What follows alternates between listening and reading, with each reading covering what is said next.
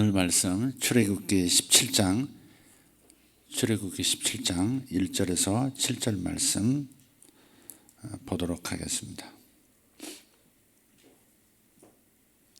같이 함께 읽겠습니다. 이스라엘 자손이 온 회중이 여호와의 명령대로 신 광야에서 떠나 그 노정대로 행하여 르비딤에 장막을 쳤으나 백성이 마실 물이 없는지라 백성이 모세와 다투어 이르되 우리에게 물을 주어 마시게 하라. 모세가 그들에게 이르되 너희가 어찌하여 나와 다투느냐? 너희가 어찌하여 여호와를 시험하느냐? 거기서 백성이 목이 말라 물을 찾으매 그들이 모세에게 대하여 원망하여 이르되 당신이 어찌하여 우리를 애굽에서 인도해 내어서 우리와 우리 자녀와 우리 가축이 목말라 죽게 하느냐? 모세가 여호와께 부르짖어 이르되 내가 이 백성에게 어떻게 하리이까? 그들이 조금 있으면 내게 돌을 던지겠나이다. 여호와께서 모세에게 이르시되 백성 앞을 지나서 이스라엘 장로들을 데리고 나일강을 치던 내 지팡이를 손에 잡고 가라. 내가 호렙산에 있는 그 반석 위 거기서 내 앞에 서리니 너는 그 반석을 치라. 그것에서 물이 나오리니 백성이 마시리라. 모세가 이스라엘 장로들의 목전에서 그대로 행하니라. 그가 그곳 이름을 마사 또는 머리바라 불렀으니 이는 이스라엘 자손이 다투었음이요 또는 그들이 여호와를 시험하여 이르기를 여호와께서 우리 중에 계신가 안 계신가 하였음이었더라 이더라. 아멘. 오늘 말씀 욕하지 말고 축복하라 하는 제목으로 은혜를 나누겠습니다. 여러분 이 사건 잘 아시죠?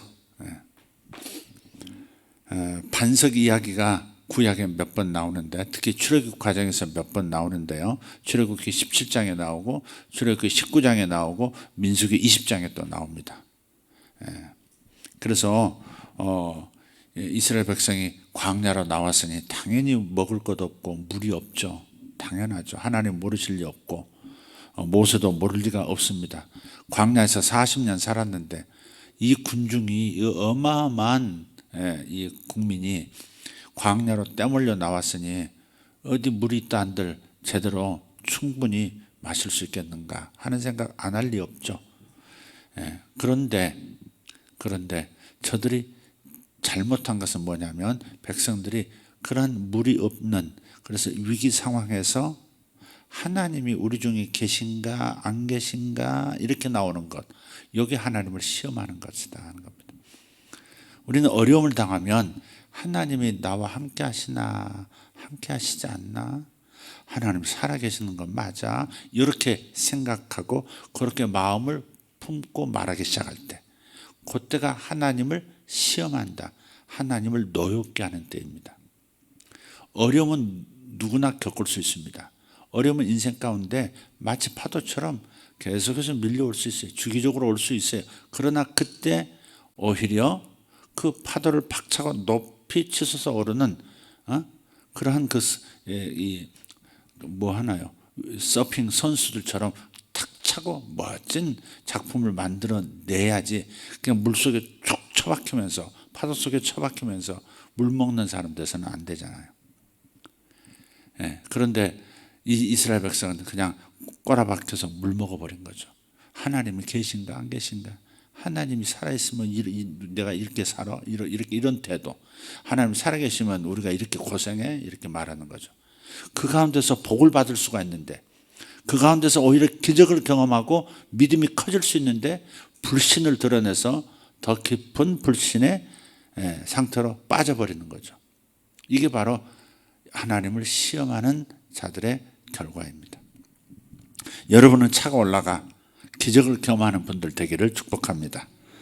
하나님과 다퉜다, 모세와 다퉜다 해서 머리바 혹은 마사라는 단어를 쓰고 있어요. 머리바, 마사, 물이 없다. 광야에서 우리를 목말라 죽게 하고 내 가축들을 다 물 없이 그냥 광야에서 도살당하도록 놔둘 참이냐, 이렇게 나오는, 원망하면서 요청하는 사람들. 말을 같은 말 할 때 예쁘게 하는 사람이 있는가 하면 말을 예쁘게보다는 죄송합니다, 좀 재수없게 말들을 이렇게 꼬장하게 이렇게 이렇게 막 비수를 옆으로 쑥 쑤시는 것처럼 이렇게 막. 그 말을 재수없게 한다는 말이 재수없죠, 그죠? 말을 재수없게 한다는 말 자체가 재수없는데, 그러니까 적당한 표현이 안 나오네. 그래서 이게 말을 해도 예쁘게 표현할 수 있는데 꼭 이렇게 후벼파고 이렇게 비꼬고 비웃고 이렇게 조롱하는 투로 이렇게 말을 탁 던지는, 들을 때 기분이 나쁘게 만드는, 이게 똑같은 말인데 똑같은 요구인데 기분 나쁜 상태에서 뭐 안 해주고 싶은데 나도 이렇게 억지로 해줄 수밖에 없는, 그렇게 만드는 것은 아주 나쁜, 아주 나쁜 버릇이죠. 은연중에 자기가 그런 스타일의 말을 하고 있다는 것을 잘 모르는, 객관화가 안 되면 잘 몰라요. 왜 기분 상했을까? 갑자기 표정이 왜 그래? 근데 본인이 지금 싹 이렇게 비꼬면서 이렇게 자신도 모르게 조롱하면서 이렇게 말을 한 것을 모르는 거예요. 객관화가 안 돼서. 그것이 반복되면 이제 그 사람은 이제 이렇게 멀리 피하고 싶어지죠. 관계가 소원해지고 좀 그렇죠. 근데 이스라엘 백성이 노예로 살다 보니까 하나같이 생각이 부정적인 거예요. 하나같이 착취하려고 내가 그러는 거지, 뭐 뺏어가려고 그러는 거지, 내 노동력 더 부려먹으려고 그러는 거지, 난 뺏길 거야, 뭐 니들이 준다고 그러나 더 뺏어가려고 그러는 거야, 뭐 이런 식으로 꽈서 생각하는 사람들이 말이 그렇게 나와요. 그러니까 노예로 그냥 400년을 묻혀있던 민족이니까 뭐 대대로 노예로 있었다 보니까 그냥 이렇게 비꼬는 상황으로 하나님을 시험하는 방식으로 물 주세요. 그냥 물 좀 주세요. 그러면 돼. 하나님 목말라요 죽겠어요. 물 주세요. 그러면 되잖아요. 우리를 죽이려고 끌고 나왔어. 이렇게 나오는. 말을 해도 왜 그렇게 할까? 말을 해도 왜 그렇게 할까? 예쁘게 할 수 있는데 예쁘게. 말이 예쁘면요 사랑받습니다. 말을 예쁘게 하는 사람은 사랑받습니다. 정말 그렇습니다. 그런데도 하나님은 여기에요 진노하시지 않아요. 진노하시지 않습니다. 참 이상스러운 사랑이시죠. 진노하시지 않아요. 그냥 모세에게 야 나일강을 이렇게 치던 그 지팡이 있지 않냐, 그걸 가지고 커다란 안반층을 그냥 때려라. 그냥 팍 안반층을 쳐. 그냥 치면 거기서 물이 솟아 나올 거야. 그대로 순종했더니 물이 솟아 나옵니다. 생수가 콸콸콸콸콸. 그 200만 되는 엄청난 대중이 그냥 물을 그냥 먹고 가축들이 물을 배부르게 마시고 그러는 상황. 하나는 그 기적을 베풀어 주셨어요. 우리 삶에도 이런 역사 일어납니다. 자, 그런데 이 반석이라고 하는 것이 뭐냐면, 반석은 뭐죠? 나의 반석이신 하나님. 사실은 반석은 예수 그리스도를 말해요. 고린도서에 사도 바울이 구약에 나오는 모세가 쳤던 그 반석은 예수 그리스도를 가리킨다. 예수 그리스도를 십자가에서 쳤다, 즉 저주했다 그 말이에요. 쳤다는 말은 저주한다 그 말이에요. 치는 것은 저주하는 겁니다. 그래서 지팡이로 반석을 쳤다는 것은 무엇을 예표하는 것이냐? 훗날 예수께서 십자가에서 침을, 저주를 받으시고 대신 죽어주시는, 그로 인해서 뭐가 솟아올라요? 영생의 물이 솟아오르고 생명의 성령의 생수가 언제든지 흘러나오는 축복을 우리가 받게 된 줄 믿습니다. 바로 그 일을 보여주는 사건이 바로 모세가 반석을 친 사건입니다. 그러나 중요한 것은 그때 반석을 치는 행위는 백성들을 다 살려내는, 가축들을 살려내는 축복의 현장이었지만, 그러나 먼저 반석이 침을 당했어야 한다 이거죠. 그게 바로 예수 그리스도께서 갈보리산에서 저주를 받으신 사건입니다. 그런데 하나님께서 뭐 한다고요? 진노하시지 않고 그냥 물을 공급해 주셨어요. 그런데 다음 사례 여러분 아시죠? 민수기 20장으로 가서 보시면 두 번째 목말라서 또 무리바 사건이 일어납니다. 또 원망합니다. 아직도 근성이 바뀌지 않았습니다. 예쁘게 말하는 법을 아직도 못 배웠습니다. 예쁘게 말하는 법을 하나님 앞에서도 말을 예쁘게 못하는 거예요. 사람 앞은 얼마나 말을 정말 재수없게 하겠습니까? 하나님 앞에서도 말을 정말 이쁘게 못하는 이 민족. 그래서 민수기 20장 1절을 보시면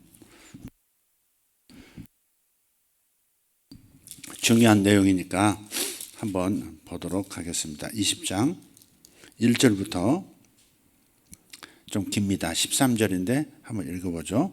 첫째 달에 이스라엘 자손 곧 온 회중이 신 광야에 이르러 백성이 가데스에 이르더니 미리암이 거기서 죽음에 거기에 장사되더라. 그러니까 민수기 20장은 바로 미리암의 죽음으로 시작합니다.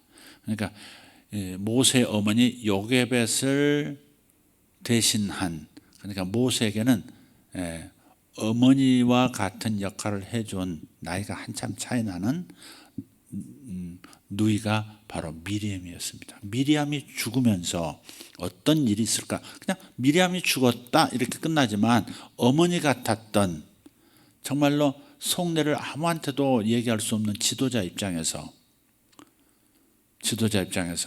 그래도 아픈 거 힘든 거 그렇게 이렇게 자연스럽게 얘기할 수 있는 존재는 아마 미리암이었을 겁니다. 어머니 같은 존재였죠. 사실 모세가 미리암 때문에 나일강에서 공주를 만나게 됐고 이집트의 왕자가 됐었지 않습니까? 굉장히 인생에서 중요한 역할을 한 사람이 바로 미리암입니다. 그런데 미리암이 죽었어요. 모세의 심정이 어땠을까? 가슴 아팠을 겁니다. 여러분, 원수는 말이에요, 사탄은 우리가 취약할 때를 놓치지 않습니다. 우리가 약할 때가 있잖아요. 지나치게 산만하거나 지나치게 뭔가에 집중해서 막 중독 걸린 사람처럼 이렇게 몰입하는 상태이거나 잠도 안 자고 뭘 밤새도록 가는 그런 것들이 다 취약한 상태죠. 회사의 일이 막 너무 시달려가지고 가정에서 자식들한테 따뜻한 말 한마디 격려해 주지 못하는 마음이 취약한 상태. 이럴 때 사탄은 놓치지 않아요. 역사예요. 여러분이 감정 상태라든지 육체의 피곤함이라든지 사업상의 곤란함 속에서 정작 중요한 것을 하기가 어려운 에너지 부족 상태가 되는 것을 조심하셔야 돼요. 무엇보다 중요한 것은 부부관계예요. 배우자와 배우자 사이에 사랑이 이렇게 식어버리는, 이렇게 조심스러움도 사라지고 메마름만 있고, 그럴 때 다른 것이 또 틈타죠. 회사에 여우들이 가득하고 회사에서 집에 오는 길에 또 어머 사장님 하는 그런 것도 있고 조심해야 하는 것입니다. 이정민 사장님 조심하셔야 합니다. 사장님 이런 거 조심하셔야 합니다. 아시겠습니까? 대답이 없으십니까?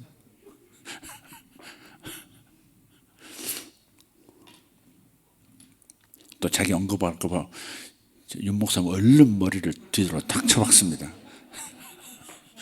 목사도 조심해야 하는 것입니다.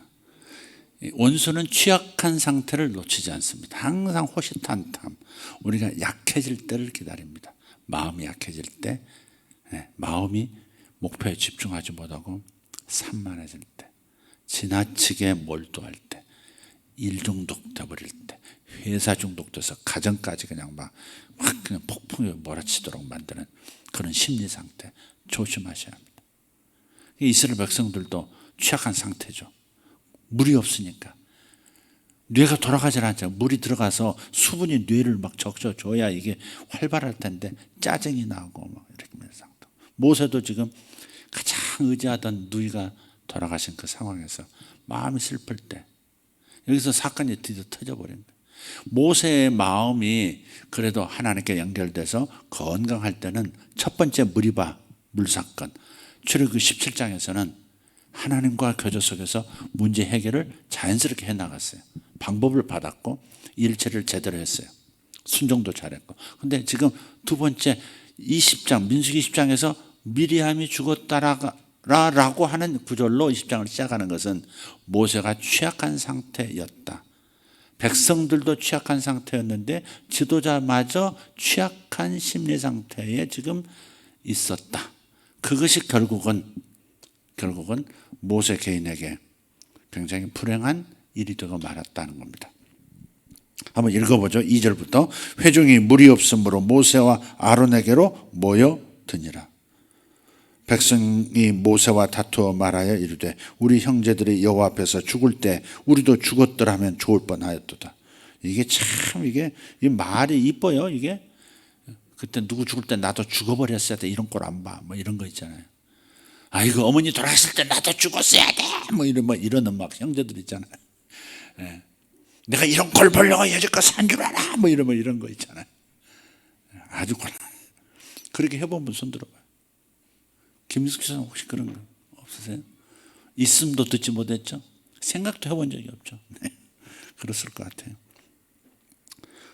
4절 너희가 어찌하여 여호와의 회중을 이 광야로 인도하여 우리와 우리 짐승이 다 여기서 죽게 하느냐. 말도요 드세요. 여기서 죽게 하느냐. 다 죽게 생겼다. 다 말도 다 죽게 생겼다. 다 여기서 죽게 하느냐. 그리고 이제 이건 뭐 모세가 어찌할 수 있는 문제가 사실은 아니잖아요. 기후에 관한 문제, 환경에 관한 문제인데 모세들의 원망을 성도들 가끔요 자기 삶이 어려우면요 교회에다 탓을 돌릴 때가 있어요. 꼭 교회에다 탓을 돌려. 뭐 그런 걸 목회자들 여러분 몇 번 겪고 나면 그냥 성도들이 뭐지 가정에서 무슨 일이 있으면 내가 죄인인 것 같고 막 심장이 막 쫄아들고 막 쫀득쫀득해지고 막. 여러분 잘 보세요. 이렇게 말을 할 때 이제 성도들도 이렇게 목장에서 이렇게 서로 이제 교통할 때 무슨 회사에서 어려운 일이 있거나 뭐 가정에서 어려운 일이 있거나 뭐 심리 상태 안 좋을 때 탓을 어디로 돌리는지 한번 보세요. 결국은 하나님이에요. 하나님. 결국은 하나님인데 하나님을 대표하는 교회와 교회 리더에게 이렇게 책임을 이렇게 얹을 때가 있어요. 그거 아주 그냥 시험에 든 겁니다. 그게 또 하나님을 시험하는 거고요. 그거 아주 조심해야 돼요. 그러니까 성도가 되고 교인이 되면 이런 부분을 실제적으로 정말 그런 일이 있을 수 있다는 걸 생각해야지 거기서 실수하고 말 한번 잘못했다가는 아이고 내가 그때 실수했다. 나 교회도 못 가겠다. 이제 이렇게 돼버리는 겁니다. 그러니까 마음이 어려워도 말 조심을 해야 돼. 이렇게 쉽게 이렇게 툭 내뱉는 말이 결국 자기를 발목을 잡아버리는 경우도 있어요. 자, 5절 너희가 어찌하여 우리를 애굽에서 나오게 하여 이 나쁜 곳으로 인도하였느냐. 그죠? 땅을 악평한 거죠. 이 나쁜 곳으로 이렇게 인도하였느냐. 이곳에는 파종할 것도 없고 무화과도 없고 포도도 없고 석류도 없고 마실 물도 없도다. 그냥 물 없는 것에다가 온갖 것이 다 붙습니다. 석류도 붙고 포도도 붙고 무화과도 붙고 땅도 붙고. 모세와 아론이 회중 앞을 떠나 회막 문에 이르러 엎드리매 여호와의 영광이 그들에게 나타나며 여호와께서 모세에게 말씀하여 이르시되 지팡이를 가지고 내 형 아론과 함께 회중을 모으고 그들의 목전에서 너희는 반석에게 명령하여 물을 내라 하라. 내가 그 반석에게 물을 내게 하여 회중과 그들의 짐승에게 마시게 할지니라. 자, 여기서 뭐가 차이가 있죠? 출애굽기 17장에서는 반석을 지팡이로 치라. 그럼 물이 나올 것이다 그랬죠. 근데 여기서는 뭐라고 말씀하신 거예요? 반석에게 명령하라. 선포하라. 그럼 물이 나올 것이다. 모세가 그 명령대로 여호와 앞에서 지팡이를 잡으니라. 모세와 아론이 회중을 그 반석 앞에 모으고 여기서 이제 지금 문제가 생기기 시작합니다. 반석 앞에 모으고 모세가 그들에게 이르되 반역한 너희여 들으라. 우리가 너희를 위하여 이 반석에서 물을 내랴 하고 모세가 그의 손을 들어 그의 지팡이로 반석을 2번 치니 물이 많이 솟아나오므로 회중과 그들의 짐승이 마시니라. 여기에도 하나님의 자비는 나타나요. 그렇게 모세가 하나님께서 명령하라, 말을 하라, 선포하라, 그럼 물이 나올 것이다 라고 하는 이렇게 다른 방법을 말씀하셨는데 옛 고정관념을 따라서 옛날 방법으로 반석을 치는데 뭐라고 말하면서 내가 너희를 위하여 물을 내랴 이렇게 나오는 거죠. 그러니까 열받은 거예요. 이제 열받은 거예요. 이제 이게 뭐 누님도 없고 누님도 돌아가셨는데 백성들도 모르는 거 아니야. 미리암이 돌아가셨으니까. 그러니까 모세가 심기가 어떨 거를 알면서도 막 후벼 파는데 거기에 그냥 휩쓸린 거예요. 그러니까 나쁜 상황에 집중을 하면 회중들의 상황에 회중들의 나쁜 상태에 지나치게 집중하면 같은 공명이 일어나 버린다는 거죠. 웨이브에 파도에 휩쓸려 버리는 겁니다. 조심해야죠. 그러니까 어려운 상황이 올 때 막 파도를 집중하면 휩쓸려 버리는 거고요. 그 파도 속에서도 하늘의 주파수를 이렇게 응시하는 거죠. 어려움 속에서도 여러 가지 난관 속에서도 계속 하나님을 주시하고 하나님으로부터 어떠한 도움의 손길이 나타날까에 집중해야지, 현실에 지나치게 몰두하면 해답을 얻기는커녕 더 어려움에 처하게 되는 거예요. 여러분 경험하시는 바죠, 그렇죠? 네. 자, 그래서 지팡이로 반석을 2번이나 쳐요. 근데 반석을 친다는 행위가 뭐라고 그랬죠? 훗날 예수 그리스도를 십자가에서 못 박아 죽이는 저주 행위를 한 거였다면, 죄인이야, 그게 저주한 거죠. 죄인은 죽어야 돼, 그게 저주한 거죠. 죽음, 예수님 돌아가신 거죠. 근데 그걸 하나님 사용하셔서 인류의 죄를 용서하시는 길로 이어졌지만, 예수님은 한 번 십자가에서 죽으신 걸로 모든 인류의 구속을 완성시키신 거예요. 또다시 십자가에 매달리시면 안 돼요. 2번 다시 저주받으시면 안 돼요. 한 번 지옥에 내려갔다 오신 걸로 끝내야지, 한 번 죽으신 걸로 끝내야지 예수께서 또 죽어주시고 또 고난당하시고 그래야 됩니까? 아닙니다. 바로 모세는, 이게 바로 구약 속의 신약입니다. 구약 속의 이야기 속에서 신약의 위대한 사건을 담아내야 하는 것이 모세의 가장 중요한 일이었습니다. 이 성경이 내게 대하여 증거하는 것이라 예수는 그러셨듯이, 구약의 모세는 예수님을 드러내는 일에 가장 중요한 초점을 맞췄어야 되는데, 반석이신 예수 그리스도, 그럼 자기 감정이 상하고 또 상황 속에 막 마음의 감정이 요동이 일어나니까는 그냥 반석을 2번이나 빵빵 또, 한 번도 때려서는 안 됩니다. 절대 때려서는 안 되는 일입니다. 그건 예수 그리스도를 2번 죽이는 것과 같은 상징을 지니고 있기 때문에 절대 그러면 안 되는 일인데 2번 빵빵 때리면서, 그래가지고 결국은 모세가 어떻게 됩니까? 그 다음 한번 읽어보죠. 12절. 그래도 하나님은 물을 주셨어요. 물을 주셨어요.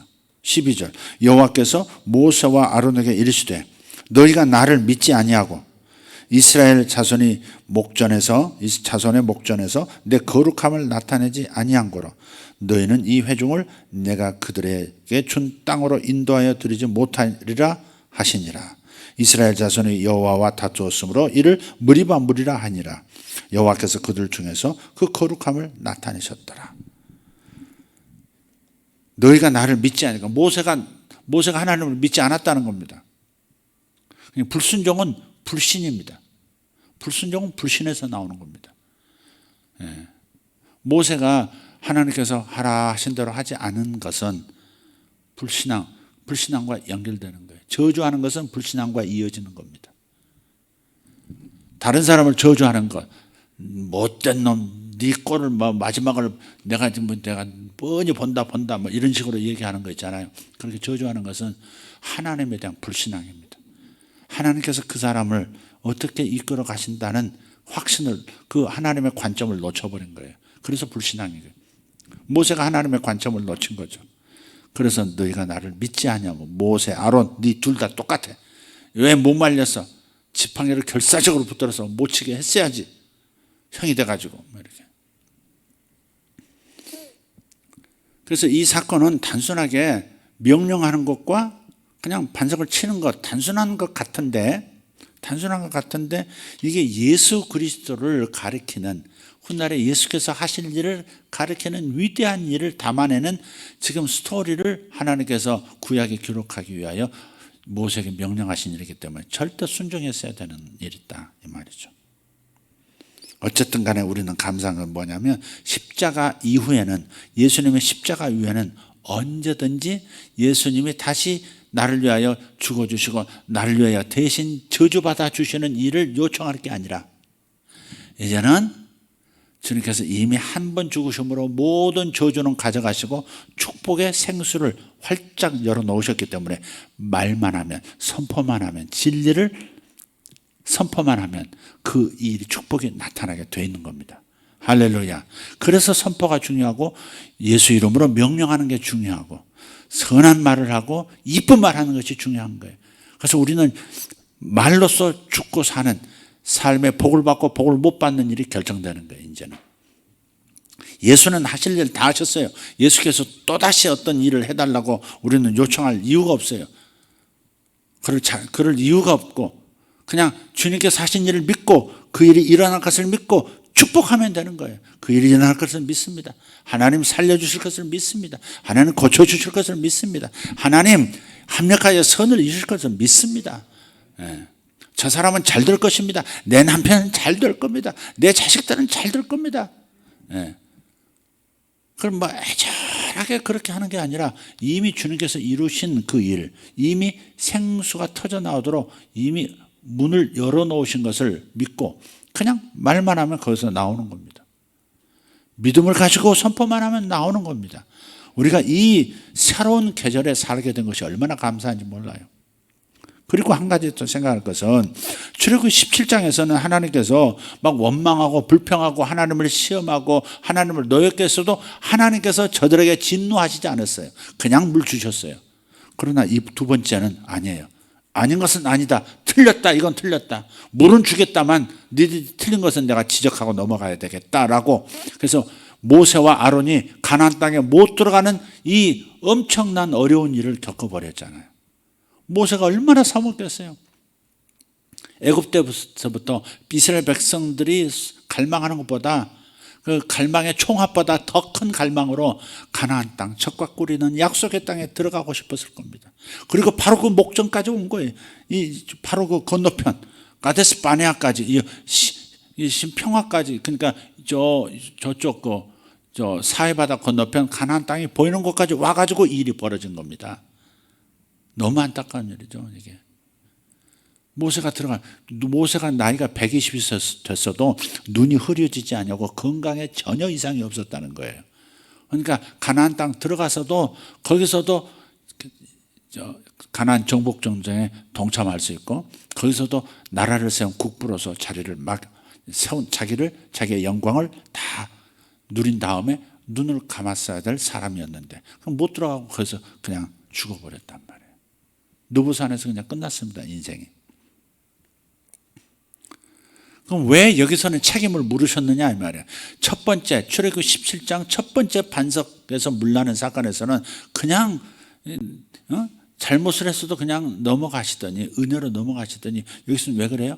출애굽기 19장에 가서 보면 이런 말씀이 있어요.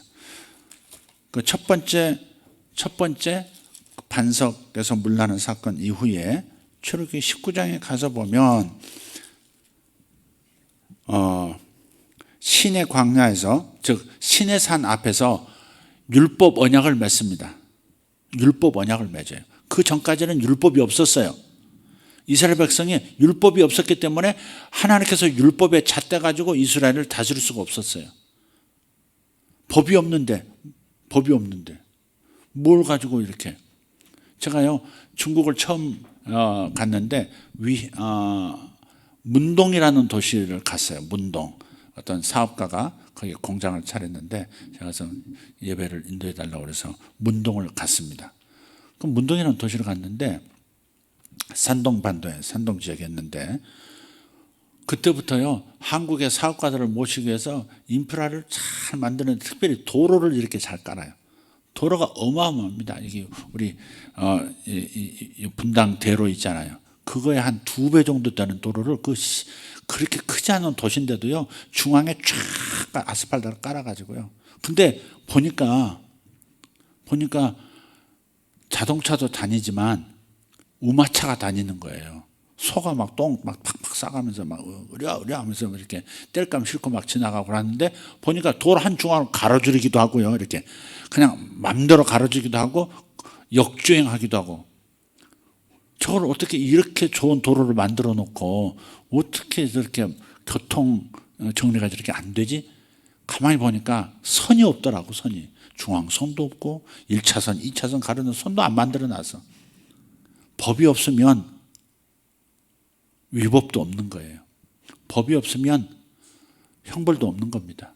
그러니까 하나님께서 이스라엘 백성을 가나안 땅으로 인도해 가실 때 애굽에서 끄집어내신 다음에 저들이 하나님을 원망하고 지도자를 원망하고 온갖 탓을 하고 악평하고 하는 것에 대해서 주님께서 저들과 세운 법이었기 때문에, 법의 잣대가 없기 때문에 넘어가시는 거예요. 은혜로 그냥 물 줄게 성질 났구나, 그래 물 줄게, 이렇게 끝났어요. 그러나 출애굽기 19장에 가서 율법을 세운 다음에, 율법을 하나님께서 모세를 통해서 주시게 십계명을 비롯해서 613개 조항의 율법을 쭉 이스라엘 앞에서 진술하니까 이스라엘 백성이 뭐라는 줄 아세요? 우리가 그 법을 다 지키겠나이다 그래요. 지키긴 뭘? 타락한 본성이 있어서 지키지도 못할 것을 자기도 모르게, 자신들도 모르게 법을 말씀하세요, 뭐든지 말씀해서 저희들이 다 지키겠습니다, 이렇게 해서 하나님하고 이스라엘 백성 사이에, 왕이신 하나님과 이스라엘 백성 사이에 이렇게 법을, 율법을 통해서 언약이 맺어진 거예요. 그때부터 율법이 작동하는 겁니다. 법이 작동하는 거예요.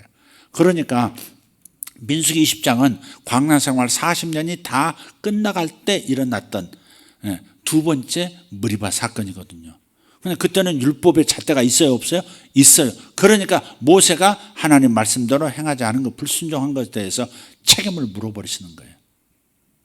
물어서 너는 가나안 땅 못 들어간다. 나의 영광을 드러내지 않았다.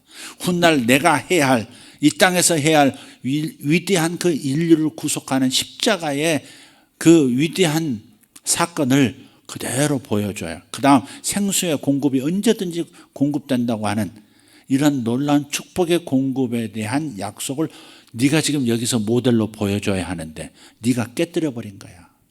그래서 모세는 아론과 함께 가나안 땅 못 들어가고 여호수아가 데리고 들어가는 겁니다. 자, 이런 정도는 우리가 이해를 하셔야 될 것 같고요. 자, 하나님께서 우리에게 가르쳐 주자 하는 건 이런 겁니다. 사람들이 불평하고 원망하고 사람들이 이제 못된 짓을 해도 욕하거나 저주하지 않고 주님께서 그대로 축복하시고 했던 그 까닭은 뭐냐? 우리들대로 욕하지 말고 축복하라는 겁니다. 원망하지 말고 도리어 복을 빌어주라는 겁니다. 그렇게 살라는 말씀을 끊임없이 하고 계세요. 사람은요, 누구나가 다 하나님의 은총과 사람의 은총이 필요해요. 동의하시면 아멘. 여러분 다 하나님의 은총 받으신 분들인 줄 믿습니다. 그러나 여러분 사람의 은총을 받으셨죠? 라고 물으면 쉽게 대답을 못 하실 수 있어요. 믿음으로는 아멘 할 수 있죠. 사람의 은총을 받으셨죠? 그러면 나는 아버지의 은총을 못 받았는데.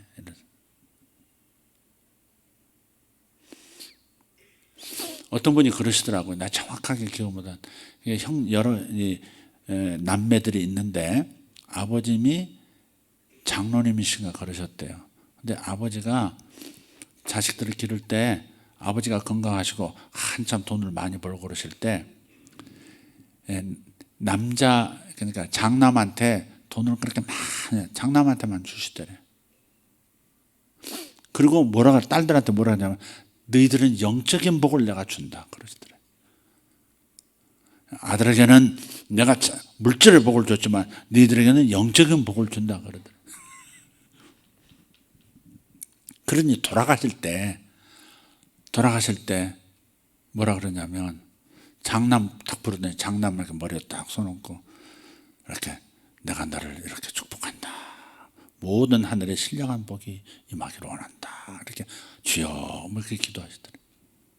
근데 그때 그 딸이 아버지로부터 옛날에 아버지가 건강하시고 돈 많이 버실 때 내가 물질의 복을 받기 원했지만 지금은 아버지가 돌아가시면서 영적인 복을 내려달라. 아버지가 줄 게 없으니까 지금은 영적인 복을 내려주기를 원했는데 영적인 복을 이제는 아들한테 쫓아서 먹고 돌아가 버리시더래.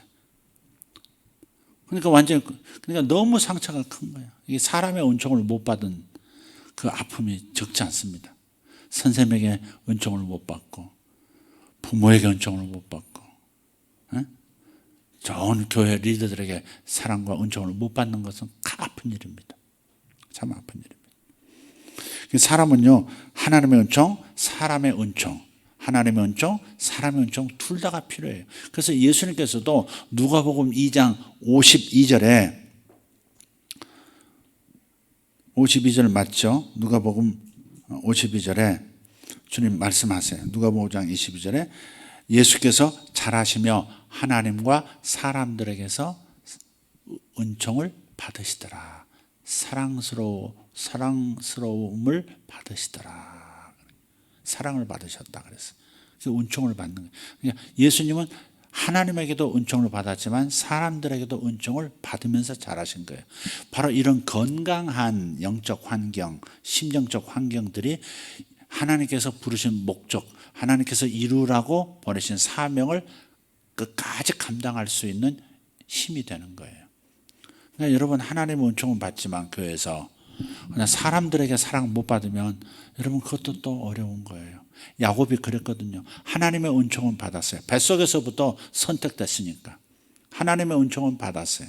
그러나 사람의 은총을 못 받았어요. 아버지의 은총을 못 받았어요. 아버지는 에서를 사랑했지 야곱을 사랑하지 않았거든요. 어머니는 그래도 하나님의 그 음성을 들었기 때문에 그걸 바꾸려고 애를 써주는 건 있었지만, 그러나 정작 남자 아이들에게 중요한 것은 아버지의 사랑이고 아버지의 관심이고 아버지의 은총입니다. 근데 그걸 못 받은 거예요. 또 외삼촌 집으로 도망갔는데 외삼촌이 자기를 이용만 했지 은총을 주질 않는 겁니다. 자기를 속여먹고 항상 이용만 하고 사람의 은총을 못 받은 거예요. 형에게도 지가 잘못한 것도 있지만 형 에서에게도 은총을 받지 못했고 형제에게도 은총을 받지 못했고 굉장히 아픈 가슴을 가지고 살아간 남자가 야곱입니다. 그래서 야곱의 인생 저 끝자락에서 바로왕 앞에서 내 인생이 험악한 세월을 보내었나이다 그래요. 자기 인생이 험악했다. 근데 험악한 것은 바깥 환경만 험악한 게 아니라 단지 자기 내면에 사람으로부터 사랑을 못 받고 산 것에 대한 아픔, 한이 있는 거죠. 그런 분들이 있으실 거예요. 어떤 좀 가슴 아픈 얘기인데, 목사님 부부가 자녀를 이제 외국으로 이제 유학을 보내는데, 물론 지가 잘해가지고 이렇게 외국 교환학생으로 가는 거예요. 가는데 공항에서 엄마가, 그러니까 사모님이 딸을 안아줬대요. 잘 갔다 오라고. 그랬더니 그 자리에서 딸이 엄마가 나를 처음으로 이렇게 안아준 거 알아? 그래. 그러고서 물렀는데 이분이 이게 마음에 남은 거예요. 그 얘기를 하시더라고요. 사모님도 가슴이 아팠겠죠.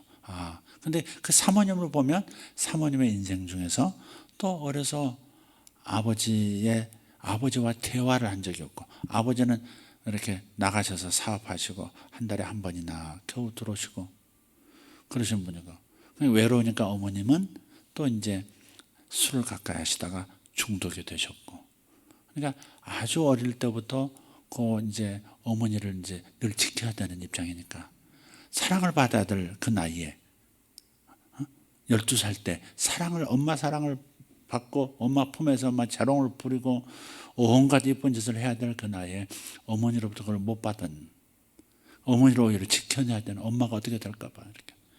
사모님이 참 고우신 분이거든요. 마음도 참 고우신 분인데 그분이 그런 일을 겪으셨으나 상상을 못했는데 그 말씀을 들어보니까 어린 시절 얼마나 힘들었을까 싶어요. 아버지는 없지, 엄마는 쓸데없이 이따가 엄마가 어디 바깥에 나갔다 오실 때 길가에서 쓰러졌어 가지고 연락 올 때도 많고, 그러니까 엄마가 어떻게 잘못될까 봐 그냥 소녀, 엄마도 있고 아빠도 계시는데 소녀 가장에 돼 있어야 되는, 그러다 보니까 자신도 스킨십을 해본 적도 없고 사랑한다고 내가 사랑한다는 말을 들어본 적도, 그렇게 말한 적도 없는 그런 상태에서 자라시다 보니까, 그러니까 자신도 모르게 사랑이 많은 분인데 자식을 굉장히 그렇게 위해서 기도 많이 하시는 분인데 정작 자식한테 표현은 못한 거예요. 그 딸도 유학하면서 엄마가 안아주는데 얼마나 좋았겠어요. 근데 처음으로 안아주는 그것을 그냥 자기도 모르게 엄마가 나를 처음 안아줬던 거 알아요? 그렇게 말을 한 거죠. 근데 그 말을 저도 건네들었는데 너무 마음이 안 좋은 거예요. 예. 이번에 평창에서 수양관에서 여러 목사님들도 모시고 이렇게 했는데 사모님도 오신 분도 계시고 다 그런데 거기서 이제 예언상 멘토링 심화반입니다. 심화. 그러니까 더 깊이 더 들어가고 섬세하게. 근데 그 과정은요, 절대 자신 안에 상처가 있거나 뭔가 정서적으로 이렇게 제대로 잘하지 못한 부분이 있으면 그 부분을 만져줘야지. 이 부분이 이렇게 정체가 돼 있으면 예언도 이렇게 굴절돼서 나오고요, 풍성하게 할 수가 없고요, 아무리 기도 많이 해도 이렇게 예언을 정확하게 하기가 어려워요.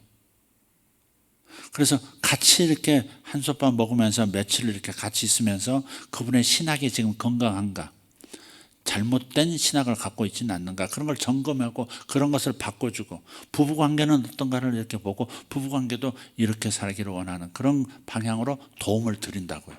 그렇게 같이 밥 먹고 예수님도 3년간 훈련하니까 위대한 사도들이 나왔듯이, 그렇게 단지 이렇게 세미나 합니다 해가지고 이렇게 모여가지고 교육받고 훈련만 받고 해서는 진짜 연상을 제대로 못해요.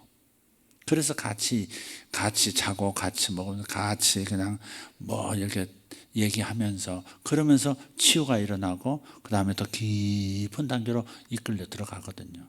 이번에 참 그래서 좋은 시간이었어요. 그래서 이렇게 살피는 거예요. 저는 우리 사모님대로 사모님들이 어떤가 이렇게 살펴서 이렇게 좀 부부관계에서 조금 불편한 부분이 있으면 이렇게 조정을 해 도움을 드리고, 또 자식들도 어떻게 할 건지 이렇게 해주고 그렇게 하는 겁니다.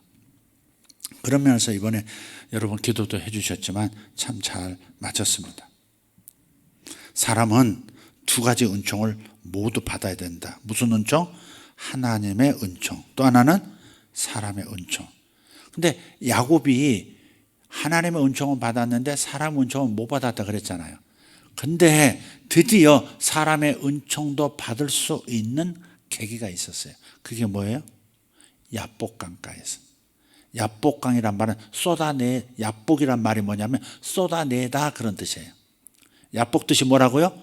쏟아내다. 마치 물이 콸콸 어디서 쏟아내는 것처럼 물이 그렇게. 야복강을 제가 직접 가봤는데요, 야복강이 그렇게 넓은 그런 강이라고 하기에는, 강은 아니고 냇가입니다. 냇가인데 그러나 물이 제법 깊은 데는 깊은 그런 곳이에요. 그 야복강을 자식들하고 자기 부인들 다 건너보내고 가족들 다 보내고 일진 이진 다 보내고 그다음에 자기 혼자 아직 건너가지 않고 이쪽 강가에 앉아 있는 겁니다. 밤에 캄캄한데 그냥 야복강 물이 흐르는 소리만 찰랑찰랑 들립니다. 그 가운데 자기 인생에 흘러온 것을 생각하는 겁니다. 내가 하나님의 은총을 받아서 태에서부터 선택받았고, 루스에서 하나님이 나를 만나주셨고, 또 하나님 축복하신 대로 내가 어려웠지만 그러나 저곳에 20년 동안에 큰 거부가 돼서 지금 돌아오고 있는데, 강 건너편에 형, 나를 축복하지 않던 그 형, 그래서 이렇게 속여가지고 장자권도 뺏고 그랬어야 했던, 아버지 사랑을 듬뿍 받고 나에게는 나눠주지 않던 그 형이 이제는 자기를 죽이려고 군대 이끌고 오고 있다는 그 두려움과 함께 계속 밤새도록 생각 가운데 씨름했다고 저는 믿어요. 천사하고 막 삿바 싸움하고. 그 레슬링이라고 되죠. 레슬링은 논쟁을 하다 그런 뜻도 있어요. 레슬링, 논쟁, 말로써 논쟁하다 그런 것도 있어요. 빛과 대결하다 그런 뜻도 있고요. 그러니까 몸으로 씨름이라고 번역이 되어 있지만 사실은 계속 자신의 인생을 돌아보면서 쓰린 마음을 다 그대로 노출하면서 흐르는 강물 앞에서 정말 직면하는 거죠. 자기 속을 그냥 다 이제 들여다보면서 내가 사기꾼처럼 살았는지, 살아보려고 하면 몸부림하면서 다른 사람 형도 상처 입히고 아버지도 그냥 썩이고 삼촌도 뭐 그렇고 뭐 좀 많은 생각하면서 쏟아내고 있는 야복강, 쏟아냄의 강가에서 자기 자신을 쏟아내고 있는 중입니다. 그때 그 생각 가운데 나타난 천사가 계속해서 도전하죠. 마지막에 내 이름이 무엇이냐 그러잖아. 야곱입니다. 야곱 뭐예요? 속이는 자, 발뒤꿈치 잡고 이렇게 뭐 이렇게 약탈하는 자, 그런 뜻이란 말이에요. 그러니까 직면하는 거죠. 자기가 어떤 존재인가를 직면하는. 아, 내가 속임을 많이 당했지만 나도 속이는 자였다. 인정할 수밖에 없고. 야곱입니다. 속이는 놈입니다. 아버지도 속였습니다. 형도 속였습니다. 어머니하고 같이 아버지를 속였고 형을 피눈물 나게 했습니다. 제가 나쁜 놈입니다. 쏟아내는 거예요. 야복강가에서. 바로 그러한 과정을 통해서 새로운 일이 주어지죠. 새로운 정체성이 주어져요. 내 이름이 무엇이냐? 야곱입니다. 이제부터는 야곱이라 하지 말고 이스라엘이라 하라. 하나님의 왕자, 하나님의 왕자. 하나님을 이겨먹을 수 있는 하나님의 자식. 자식은 부모를 이겨먹을 수 있잖아요. 너무 사랑하기 때문에. 하나님을 이긴 자, 하나님과 겨루어 이긴 자, 하나님의 왕자, 그 이스라엘이거든요. 넌 이제부터 야곱 아니야, 이스라엘이야. 그때 새로운 정체성을 뜻하는 이름을 받는 겁니다. 그게 바로 예언입니다. 축복한다는 것이 예언과 일치하는 까닭은 뭐냐? 축복한다는 것은 현재 상태를 보고 말해주는 게 아니고 하나님께서 되어지도록 바라보고 계시는 그것을 말해주는 것이 축복이고 그것이 바로 예언입니다. 현재 상태를 말해주는 게 아닙니다. 당신은 나쁜 놈입니다. 당신은 사기꾼입니다. 입이 더럽습니다. 이런 거 얘기하는 게 아닙니다. 그런 게 아니라 당신은 영적인 신사입니다. 당신은 하나님께서 크게 쓰실 사람입니다. 이렇게 하나님이 보시는 그걸 얘기해 주는 것. 현재 모습이 아니라 바로 그것이 예언이고 그것이 바로 축복이에요. 축복은 예언적인 거예요. 그래서 그 천사가 하나님께서 그 천사를 통해서 말씀, 이제부터 너는 야곱이 아니다, 이스라엘, 속이는 자가 아니라 하나님과 함께 하나님 나라의 왕자로서 하나님의 위대한 일을 이룰 수 있는 하나님의 손의 사람이다, 하나님의 사람이다 라고 선언해 주는 순간에 자기 속에 그 쏟아낸 그 빈자리에 새로운 정체성이 싹 들어오죠. 이제 속이는 자로 안 살 거야. 옛날에는 하나님의 은총이 없고 사람의 은총이 없다고 생각해서 어쨌든지 내가 노력해서 장자권도 쟁취해야 되겠고 어쨌든지 내가 나를 위해서 내가 사는 사람을 경쟁해서 누르고서라도 내가 차지했어야지 이렇게 살아왔지만 하나님이 이제 나를 사랑하시고 하나님이 나를 보장해 주시고 하나님 나라의 왕자라고 말씀하시니 하나님의 왕자라고 말씀하시니 그렇다면 내 인생 그렇게 투쟁하며 살 필요 없는 것이지 하면서 마음에 inner peace, 평안이 온 거예요.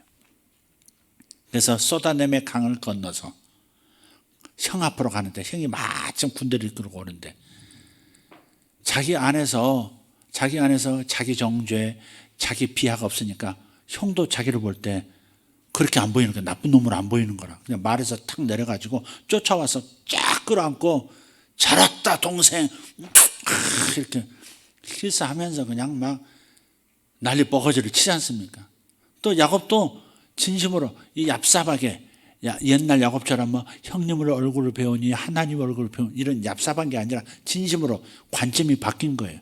자기 인생에 대해서 하나님께서 선하게 보신다는 것을 안 다음부터 자신도 다른 사람을 선하게 보는 거예요.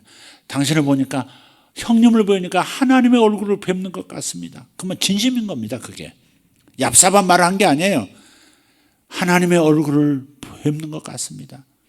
그러니까 형제, 자매, 집사님 얼굴을 뵈니까 하나님의 임재가 보입니다. 하나님의 임재가 느껴집니다. 그런 눈을 가져야 되는 거죠.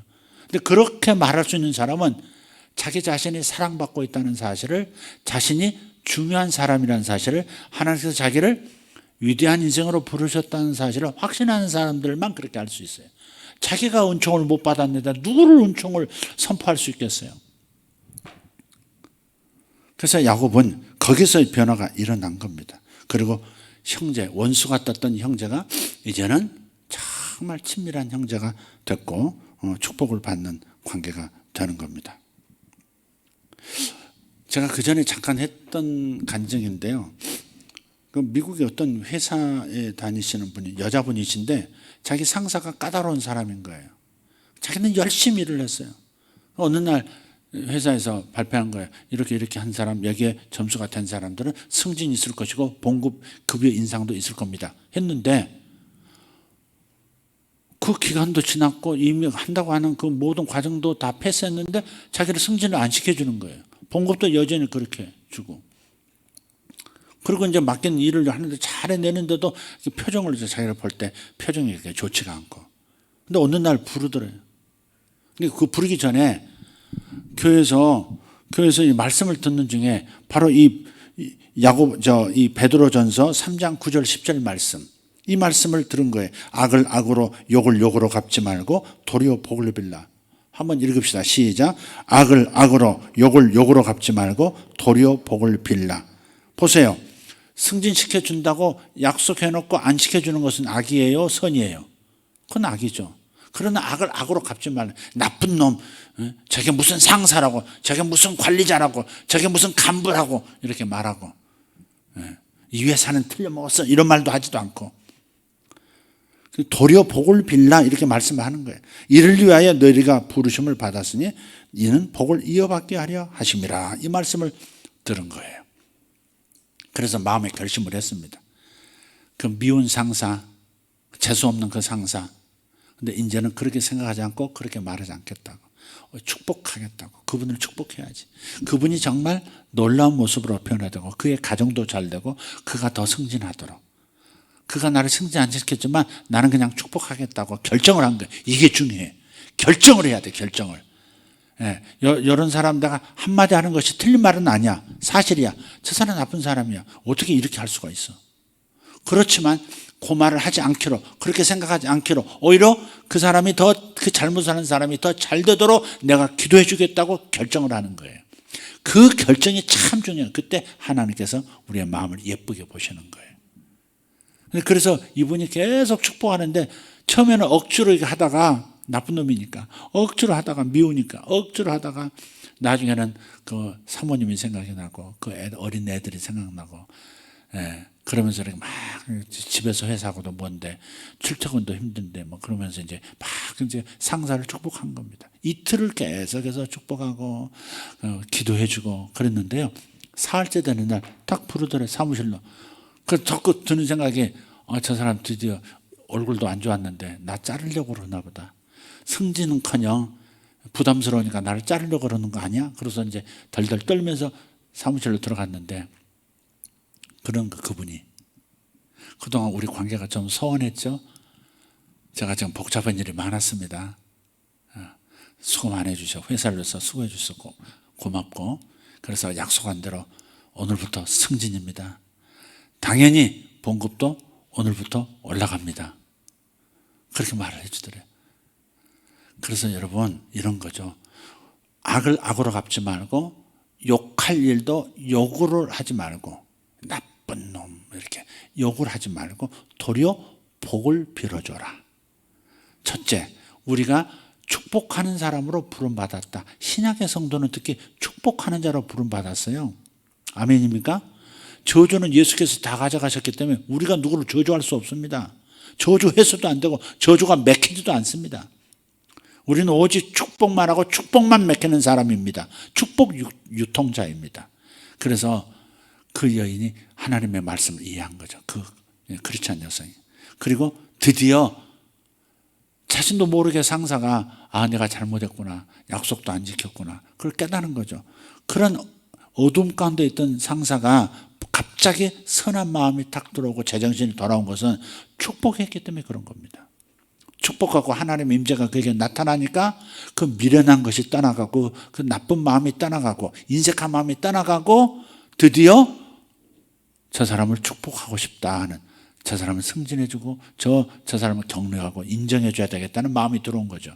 그러니까 우리는 공격하고 이 악아 떠나라, 악한 자야 떠나라, 이 악한 영은 그 사람을 놓을지어다, 이런 식으로 자꾸 전투적인 기도로 이제는 가서는 안 되는 것이고, 오히려 축복하는 방식으로 그 사람에게 하나님의 임재가 나타나도록 하는 것이 우리로서 훨씬 나은 방법이다 하는 겁니다. 할렐루야.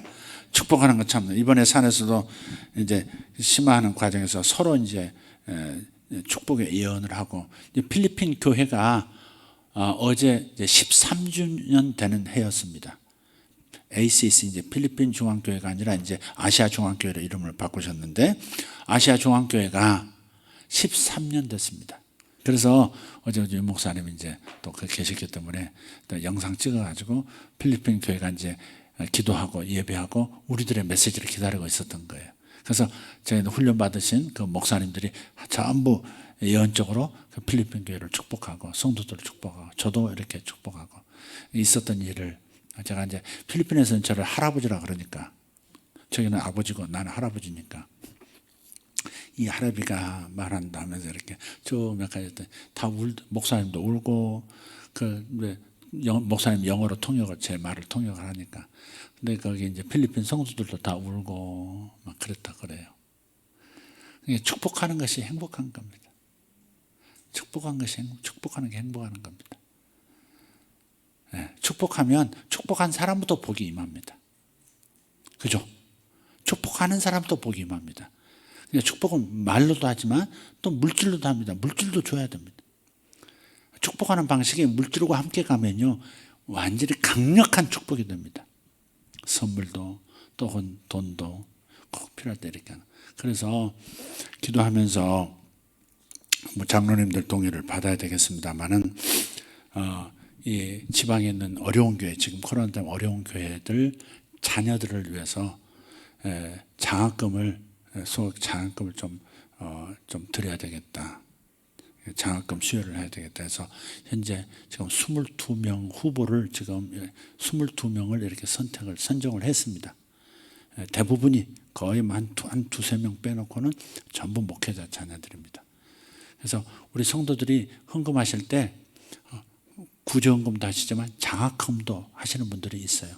그 장학금들 여지껏 쌓인 거 모은 데다가 또 이렇게 추가로 해서 장로님들 이제 당에서 이렇게 결정하고 이렇게 보내도록 그렇게 하겠습니다. 혹시 목회자 자녀들이니까 혹시 동참하고 축복하고 싶으신 분들 계시면 축복하시면 또 더 아름답겠죠.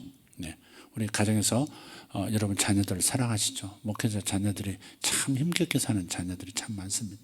요 가까운 데 수원의 어떤 교회 목사님은요 애가 5이에요. 애가 5. 옛날에는 친정 어머니 모시고 있었고 지금은 치매가 있으신 85세 되신 시아버지를 모시고 또 18평에 물론 그 중에 몇 명이 이제 유학가 있으니까 지금 조금 여가 있는데 처음에 그래도 그 집 큰딸이 와서 18평에서 방 2칸, 3칸인가 거기에 할머니까지 모시고 어떻게 너희들 잠은 어떻게 자? 어떻게 잘 데가 있어? 그랬더니 좀 늦게 들어가면요 누울 데가 없어요. 조금 늦게 들어가면 누울 데가 없대. 그래가지고 이렇게 봐가지고 이렇게 칼날로 싹 사람과 사람 형제 사이에 싹 들어가지고 이렇게 부배되면 넓어진대. 그렇게 잔다고 얘기를 하더라고요. 마음이 좀 안 좋더라고요. 그래서 어쨌든 그분에게 하나님께서 집을 준비하고 계신다고 저는 믿고요. 그런 분들도 그래서 그 자녀들을 좀 축복하는 큰 돈은 아니지만 우리가 축복과 함께 또 물질을 이렇게 좀 도움을 주면 그 아이들의 미래가 희망이 있고 나에게 이렇게 사랑을 은총을 베푸는 사람들이 있구나 그걸 알면 힘이 나거든요. 제가 이런 간증을 들었어요. 울산에서 오신 목사님이 간증하시는데 자기 이모님의 간증이래요. 자기 이모님 얘기래요. 근데 자기 이모님이 남편이 좀 나쁜 사람에서 뭐 이렇게 좀 주먹도 쓰고 뭐 이래가지고 이혼을 하셨대요. 근데 이분이 너무 하나님을 신실하게 섬기는 분이어서 돈만 조금 생기면 식당에서 일하고 뭐 일하고 해서 돈이 생기면 그걸 가지고 목사님을 이렇게 섬기고 또 이렇게 약한 사람에게 돕고 특히 목회자들에게 참 섬겼대요. 근데 나중에는 빚이도만 좀 옛날에 남겨놓은 빚까지 해서 빚만 남았대요. 그런데 어느 해에 기도를 하는데 하나님께서 음성을 들려주시더래요. 올해는 10억을 주겠다. 네가 참 수고 많았다. 빚만 있지만은 그리고 네가 나의 종들을 섬겼으므로 내가 너에게 10억을 올해 주겠다. 음성을 깜짝 놀랐대. 근데 자기만 들은 게 아니고 자기 이모 그러니까 형제죠. 이종 형제. 그러니까 그 이모의 자녀들이 자면서 음성을 들었대. 10억을 줄게, 10억을 너희들에게 10억 줄게 그러셨대. 그 애들이 다음날 아침에서 막 얘기하는데 자기가 들었던 음성을 애들이 말하고 있더래. 그래서 기도 제목이 10억이었대 이제. 근데 어떻게 10억이 생길 수가 있냐. 10억을 지금 빚도 있고 막 남편도 없고 아무것도 없는 상황에 어떻게 10억이 생기냐고. 근데 그렇게 같이 연합해서 기도하면서 늘 같이 이렇게 섬기던 다른 집사님 한 분이 계셨는데 그 집사님이 복권을 한 장 샀대요. 근데 뭐라고 그러냐면 이 복권 집사님하고 절반 나누자. 이건 내가 했지만 집사님 기도해줘. 만약 하나님이 역사하셔서 여기에 당첨되면 이거 절반 집사님 드릴게. 그분도 참 좋은 마음이죠. 뭐 하기야 뭐 그때 당첨이 안 됐으니까 나도 너 주겠다 뭐 이럴 수도 있겠지만은 어쨌든 그분은 진심으로 그러신 것 같아요. 그랬는데 그게 25억짜리가 됐대. 그래가지고 5억은 세금으로 나가고 딱 20억인데 그걸 진짜 10억을 딱 이 이모님에게 주더래. 자기가 10억 갖고. 그래서 이모님의 빚도 다 갖고 뭐 하고 2억 남은 거 가지고 집을 샀대요. 나는 복권 가지고 하나님이 역사하신다. 그걸 참, 그건 그걸 말하는 자체가 좀 민망하고 그런데 그래서 내가 물었어요, 목사님. 그 얘기 어디서 들은 겁니까? 인터넷에 떠도는 얘기입니까? 내가 물었어. 확실하게 얘기 좀 해보세요. 그랬더니 저희 이모님입니다. 그러더라고요. 그러면 확실하지. 이모님인데. 목사님이 지금 거짓말하는 것도 아니고. 자기 이모님이 그랬대요. 그래, 그건 내 설교 시간에 아무래도 나올 것 같다는데 기회가 나오네 또. 네. 하나님은 그렇게도 역사하시는 거예요. 그러니까 이게 주는 자가 받는 자보다 주는 자가 낫느니라 그러셨잖아요. 주님께서. 아니 받는 게 낫지 않아요? 주는 건 내게 나가는 거니까. 근데 주님은 받는 자보다 주는 자가 낫다 그랬단 말이에요. 왜 이게 낫다? 진짜 나은 겁니다. 받는 것은 사람이 나한테 주지만, 사람이 주는 거지만, 그러나 내가 주면 누구로부터 받아요? 하나님께서 갚아주시거든.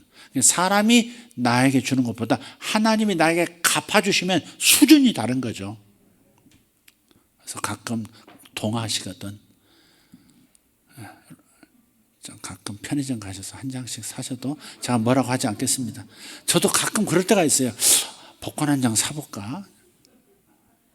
여러분 이 말 들으면 목사님도 야 저런 소리 하나 그러실 수도 있겠습니다만은 아니 가끔은 복권 한번 당첨하면 그거 얼마나 기분이 좋을까?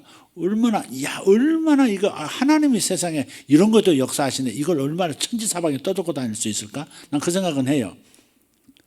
그래서 옛날에 이제 미국 가가지고 이제 뉴욕에서 왔다 갔다 이제 어디죠? 조지아주에서 조지아가 아니고 어디지? 미갈 있는데 거기서 애들하고 이제 큰 아들, 작은 아들에서 타고서 이제 뉴저지로 이동하고 있는데 중간에 달리다가 이제 편의점에서 내려가지고 이렇게 보니까 미갈이 어디 가서 뭐 엄마 5달러만 줘봐. 1달러짜리 없어? 1달러들 없어? 그래 뭐 돈으로 이렇게 1달러짜리 몇 장 가져가더라고요. 그러더니 여기서 뭐 이거 하나 가져오더라고요. 몇 장 가져오더라고요. 그러더니 그다 대놓고 열심히 뭘 긁어요. 너 뭐 하냐 그랬더니 이거 복권이야. 이거 복권. 긁고 앉았더라고. 어떤 것은 2달러짜리 뭐 5달러짜리 50달러짜리도 있더라고요. 그건 당첨금이 큰가 봐요. 그게 당첨 안 되면 막 쌓여가지고 뭐 몇천억도 있고 막 그러더라고요. 그래서 가끔 심심풀을 한번 사고 싶을 때는 사봐. 그럴 때가 있어요.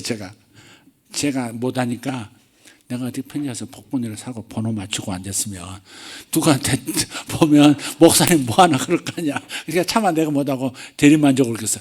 현동아 가끔 시간 나면 한 장씩 사봐. 누가 알아? 이러면서 제가 너 그거 되면 너 한 뭐 100억짜리 대봐. 그러면 바로 너 시민권이야.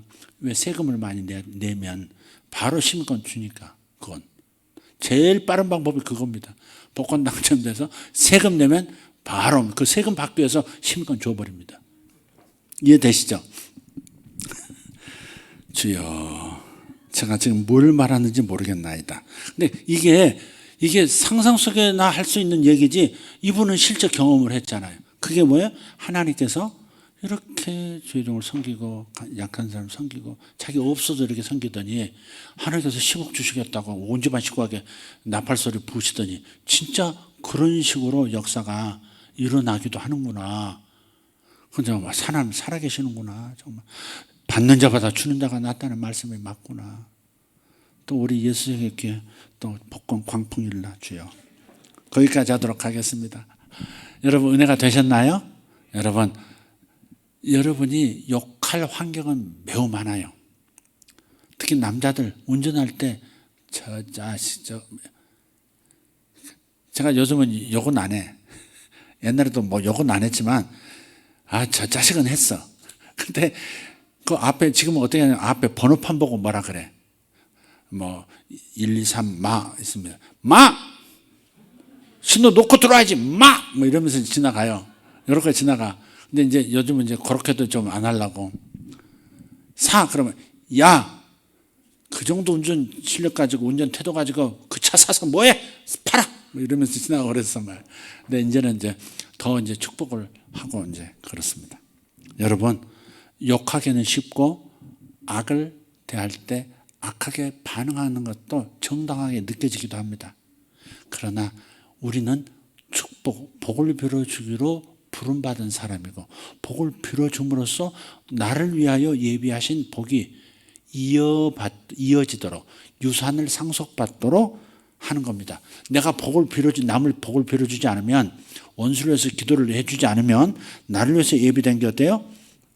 내 마음이 믿음이 없고 닫혀있기 때문에 하나님께서 예비하신 것이 내게 나타나지 않아요. 그래서 이를 위하여 너희가 부르심을 받았으니 이는 복을 이어받게 하려 함이라 그랬단 말이에요. 방송실 뭐 하는지 모르겠다. 복을 이어받게, 복을 상속받게 하려면 나를 위해서 예비한 게 있는데 그게 상속이 된대. 그래서 자식이 부모를 효도하면 어떻게 한다고요? 그 자식을 위해서 하나님께서 예비하신 하늘의 신령한 복들이 상속이 시작된대. 동엽아, 효도해라. 동엽이가 아니고 성구냐? 어쩐지 동엽이가 와 있어서 신기하다 그랬다. 내가 쥐도 아닌데 역시 성구구만, 형님이구만.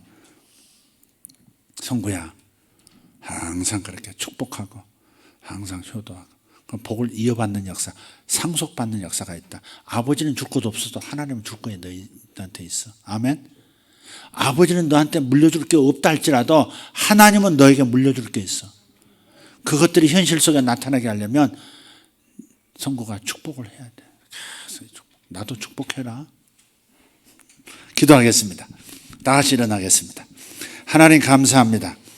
위대하신 하나님, 욕하지 말고 도리어 복을 빌라.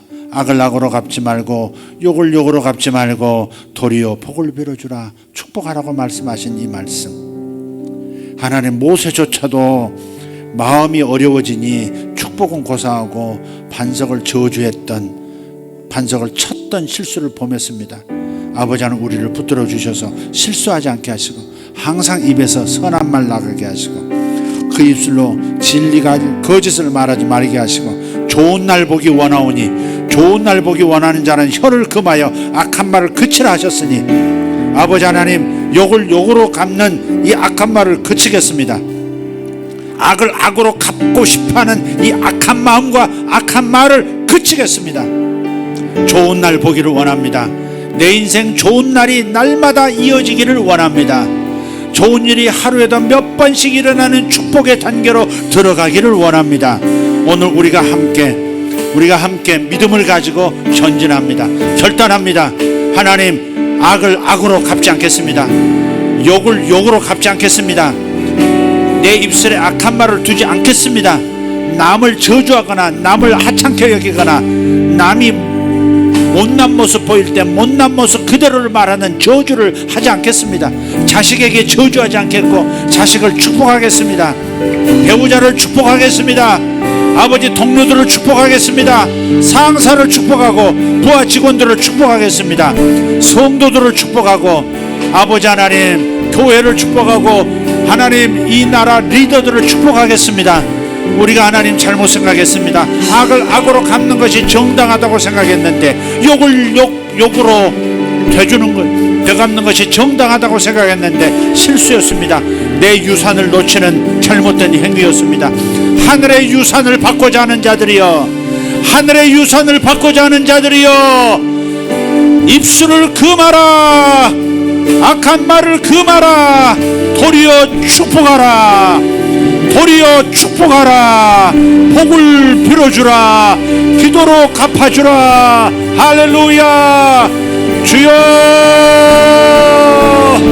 주여, 주여. 경쟁업체를 축복하겠습니다. 경쟁업체 축복하겠습니다. 나를 어렵게 만드는 상대 축복하겠습니다. 하나님 잘되기를 기도해 주겠습니다. 여기에 내 복이 있는 것을 믿습니다. 여러분 입술로 고백하세요. 가만히 있지 말고 입술로 고백하세요. 결심을 입으로 고백하세요. 나의 적을 축복하겠습니다. 나의 경쟁업자들 축복하겠습니다. 나를 괴롭힌 사람들을 오히려 복을 빌어주겠습니다. 하나님 감사합니다. 위대하신 하나님 감사합니다. 할렐루야. 주여 감사합니다. 주여 감사합니다. 주여 감사합니다.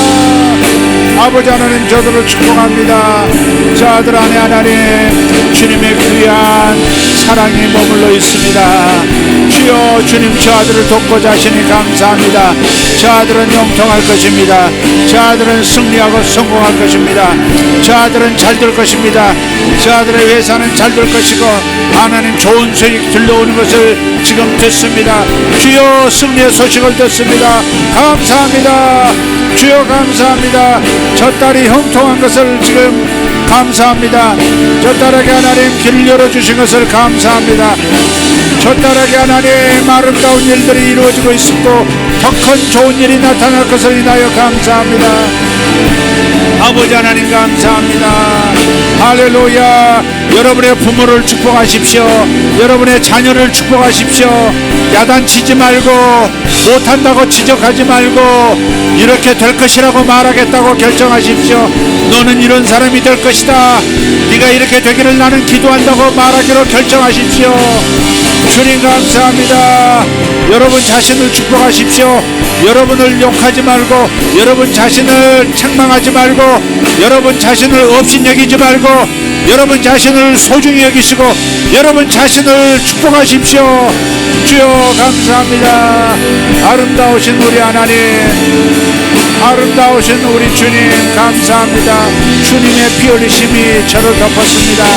주님의 죽으심이 저를 살리셨습니다. 주님의 선하심이 나를 덮고 나를 이끌어 오셨습니다. 앞으로도 계속 그렇게 하실 것이니 감사합니다. 하나님 나는 복 받았습니다. 나는 복을 받았습니다. 나는 이미 복을 받았습니다. 하나님께 복을 받았습니다. 주여 감사합니다. 주여 감사합니다. 아버지 입술을 아름답게 사용하게 하여 주시옵소서. 말이 예쁜 사람들 되게 하여 주시옵소서. 말을 예쁘게 함으로 복을 이어받도록 복을 상속받도록 축복합니다. 아버지 감사합니다. 아버지 하나님 그 가정을 축복합니다. 그 가정에 하나님 선하심이 주님의 임재하심 화목케 하심이 임하셔서 그 가정이 화목하게 되게 하여 주시옵소서. 그 가정에 하나님 그 남편 좋은 일 그 일터에서 좋은 일이 나타나게 하시고 그 아들에게 하나님 좋은 습관 생기게 하시고 그 아들의 하나님 자녀와 하나님 아내를 대할 때 하나님 사랑 가득한 마음 부어 주시옵소서. 자녀들이 하나님 똑똑해지게 하시고 더 똑똑해지게 하시고 더 하나님 순종적인 아들 더 착한 아이들로 자랄 수 있도록 도와주시옵소서. 주여 감사합니다. 하나님 그 가정 안에 주여 특별한 복을 그 딸의 입술에 아름다움이 넘쳐나고 하나님 수많은 아름다운 좋은 선한 열매들을 맺게 하여 주시옵소서. 입에서는 나오는 말들이 사람을 살리는 말이 되게 하시고 하나님 좋은 마음으로 하나님 하루하루 축복하며 사는 딸 되게 하여 주시옵소서. 주여 감사합니다. 주여 감사합니다. 미운 자를 위하여 기도하라. 미운 자를 위하여 복을 빌어주라. 아멘. 상처 입힌 자들을 위하여 기도하라. 상처 입힌 자들을 기억하고 축복해 주라. 주여 감사합니다. 아멘입니다. 주여 그들이 잘 되게 하시옵소서. 그들 안에 하나님의 임재가 있게 하시고 하나님의 사랑이 있게 하여 주시옵고 하나님의 사랑으로 그들이 살아가게 하여 주옵소서. 그들의 죄들과 다 용서받고 하나님 선하게 살아가게 하시고 좋은 일이 일어나게 하시고 가정들이 복을 받게 하시고 하나님 흩어졌던 자들이 다시 한번 온전한 가정을 이루게 하여 주시옵고 하나님 저들 자녀들이 잘되는 역사 자녀의 자녀들도 주여 잘되는 역사가 있게 하여 주시옵소서. 하나님 감사합니다. 그 자녀들도 그 딸도 그 아들도 하나님 아름다운 인생 되도록 도와주시옵소서. 그도 하나님 아름다운 인생 살게 도와주시옵소서. 남은 인생 복되게 하시고 평안하게 해주시옵소서. 하여 주여 주께서만 하실 수 있나이다. 주여 그에게 이 누가 하나님 평안하고 좋은 일 있게 하여 주시옵소서. 주님 감사합니다. 머카로도 베레 두베레 슈라발라티아 아멘입니다. 주여 그 부부에게 더 좋은 일을 그 부부에게 하나님 더 연하게 일어나게 하여 주시옵소서. 아버지여 감사합니다. 아버지여 감사합니다. 아버지여 감사합니다. 주여 감사합니다. 할렐루야 할렐루야. 주여 감사합니다. 주여 감사합니다. 아멘 감사합니다. 아멘 감사합니다. 할렐루야. 주여 감사합니다. 주여 도와주시옵소서. 저들을 도와주시옵소서. 주여 저들의 마음이 평안해지게 하옵소서. 그 아들 하나님 직장에서 받는 스트레스 하나님 축복으로 이어 넘어가게 하여 축복으로 극복하게 하여 주시옵소서. 그 아들 마음 안에 평안한 마음 자녀들을 향한 축복 아내를 향한 선한 말 가득하게 하시고 아버지 그에게 승진이 있게 하시고 그에게 아름다운 일이 일어나게 하여 주옵소서. 하나님 그 집단을 축복합니다. 그들이 재기능을 다할 수 있도록 하나님 그 기관이 재기능을 다할 수 있도록 축복합니다. 주여 도와주시옵소서.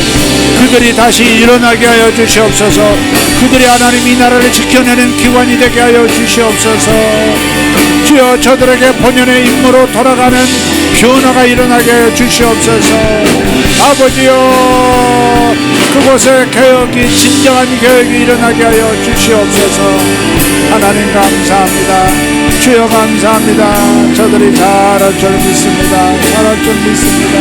감사합니다. 감사합니다. 아멘 감사합니다.